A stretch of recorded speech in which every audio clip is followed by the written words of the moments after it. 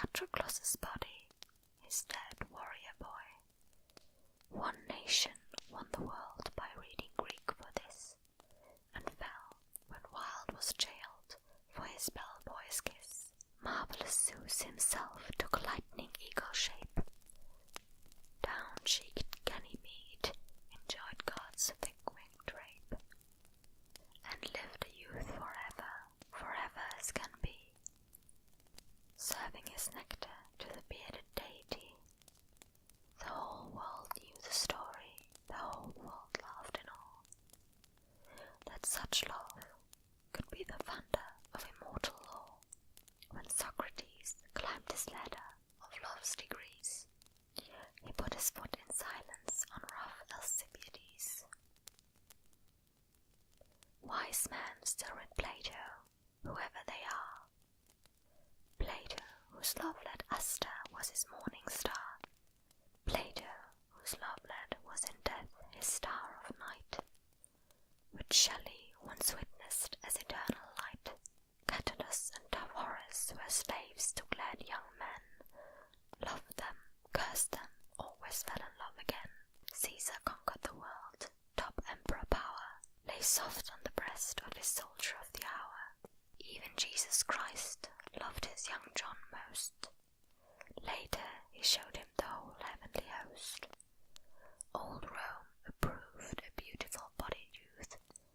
Antinous Hadrian worshipped with imperial truth, told in the calm gaze of his 100 stone statues standing fig-leaved in the Vatican.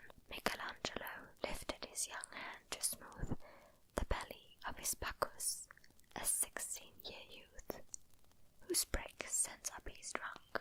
His eyes gaze sideways to his right hand held up shoulder high, waving a cup of grape. Smart kid, his nose is sharp, his lips are new, slightly opened, as if parted to take a sip of purple nakedness.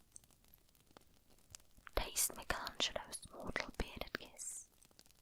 Or if a hair-hooved, horny satyr happens to pass, fall to the ground on his strong little marble ass.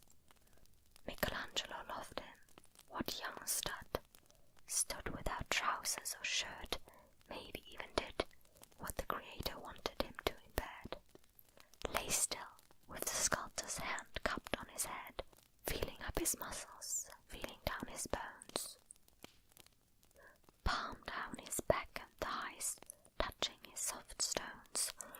What kind of man were the slaves he tied to his bed, and who stood still for David, naked foot to head? But men love the muscles of David's abdomen, and come with their women to see him again and again. Enough. I've stayed up all night with these boys, and all my life enjoyed their handsome joys. I came with many companions to this